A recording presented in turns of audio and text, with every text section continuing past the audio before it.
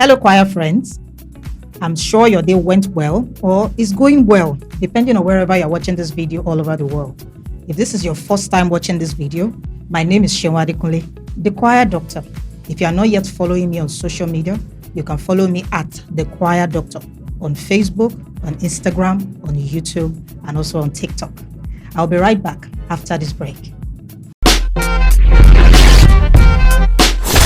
The choir doctor. Welcome back. So in this session, I'll be talking about managing member-to-member relationship. Okay. Now I'm going to run through a couple of things that you need to understand. One of the major issues that I get from people who reach out to me from my mail or even in my DMs is that they are always complaining about having issues with their fellow choir members apart from their leaders.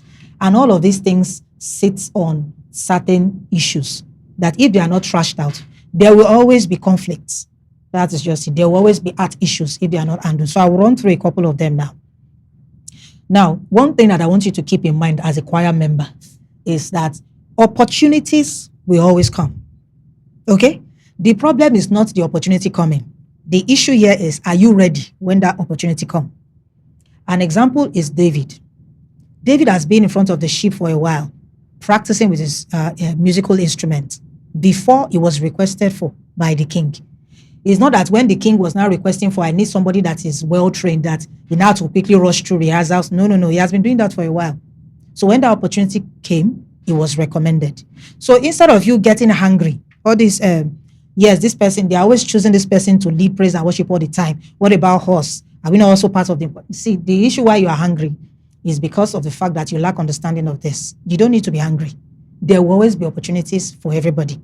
It's just that when that time comes, be sure you are ready. Most of the times, check very well. Most of the times when you are upset that somebody has an opportunity that you don't have, you're actually not ready.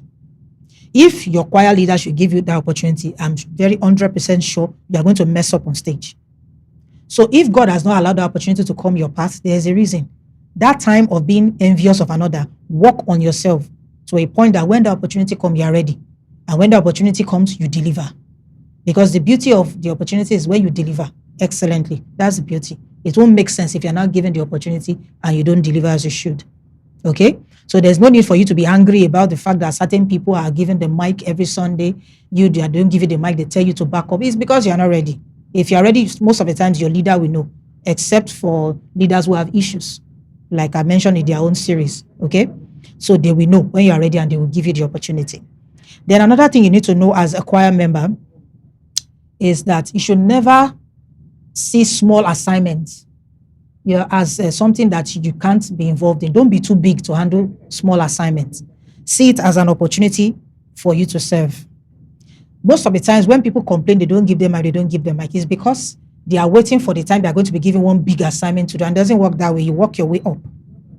You start with small assignments, no matter what you think you used to be from wherever you're coming from or whatever you do outside church.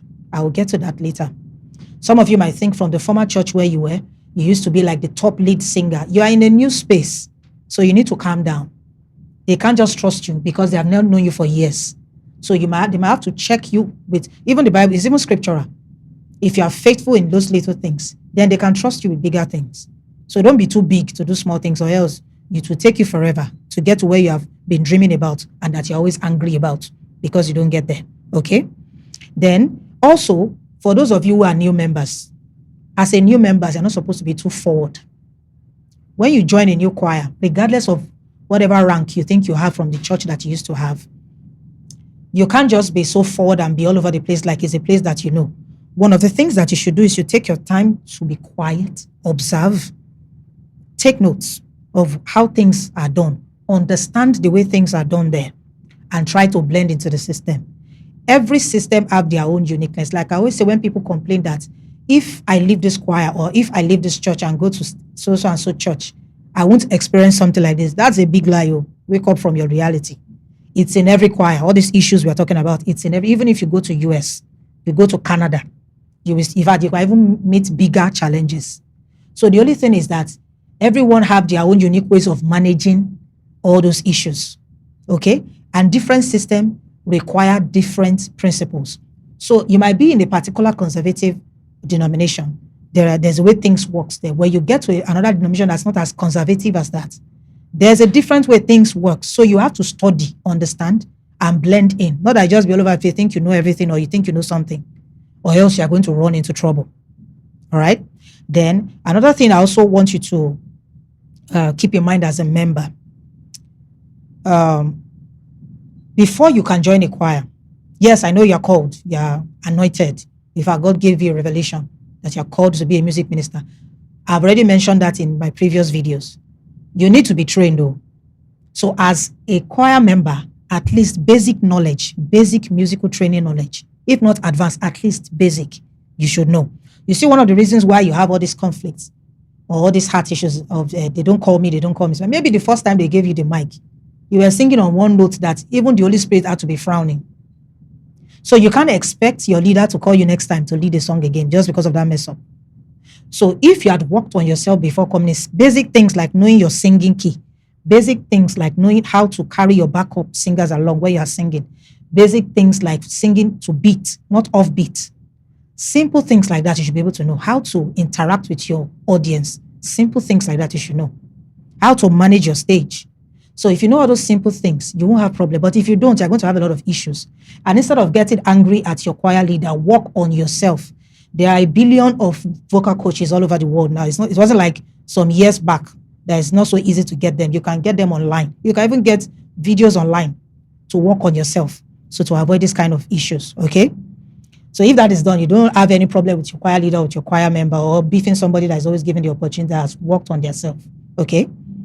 Then another thing that I want you to also keep in mind as a member to avoid all these issues, that you don't have to be the local champion in your church. There are a lot of reasons for that. This will naturally get enemies for you, okay? And then the thing that you should keep in mind that if you think being the local champion or being the only one all the time, especially in all those churches that are growing churches, that you are the main lead vocalist, if you fade, you will be replaced. Now I'm going to say that again so you can sink. Once you fade, you will be replaced. In fact, quickly. I've seen it happen 1,000 times. You understand? You will see some people that they used to be like the best singer. The moment their voice is gone, they quickly find somebody else that's going to do the job well. So all this idea of, there's no other person that can do it well, you're the only one. There's nothing like that. Oh. We are all called. We are all gifted. We are all expected to work on ourselves.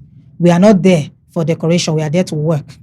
So just as you are doing yours, they should also give room for others to do theirs. Of course, like I said earlier in the series for the leaders, you should reserve your best hands for special occasions. But you see, the regular occasions, there's nothing like somebody is the only one that can sing well.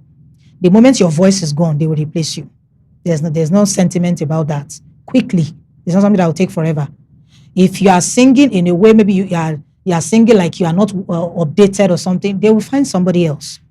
So you need to fix that and don't get too excited about the fact that I'm always calling you all the time. Be wise about that.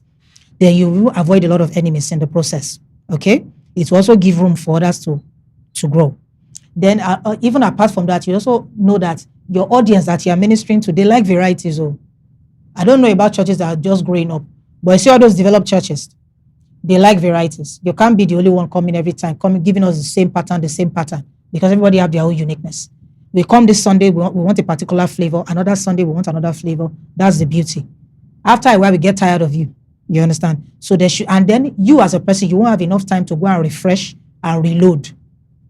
When you have time to sit back, you refresh, you reload, you work on improving on what you used to do. Not that the same old is what you're pushing out because you don't have breathing space to work on yourself. So you need to work on that. Then another thing I like to tell choir members is to ensure that you have a life outside choir. Very, very important. If you don't have a life outside choir, you're going to be having a lot of offense issues. Because if you are that busy and engaged, right?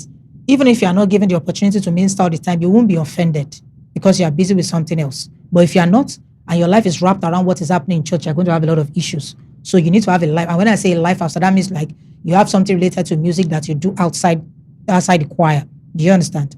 So you need to work on that. Then I think one last thing I would like to also mention is this.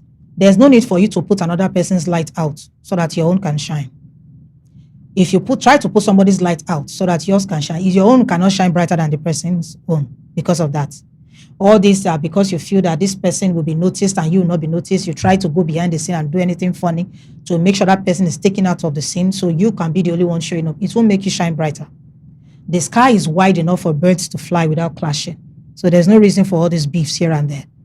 Secondly is the fact that God has given each and every one of us unique gifts.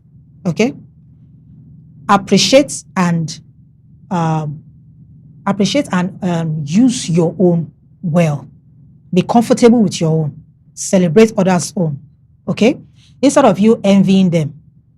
Some might probably be given the talents, 5 talents. Some might be given 4. You might be given 1. Instead of giving stories, see how you can appreciate it and multiply the one that God has given to you. It doesn't mean you won't stand out in your way. The ones that have 5 talents, no matter how hard they try, they can't copy what you can do because that was not God has given to them. No matter how hard you also try to do any manipulation behind the scene, you can never be like them. Even if you try to copy them, a photocopy can never be the same as the original.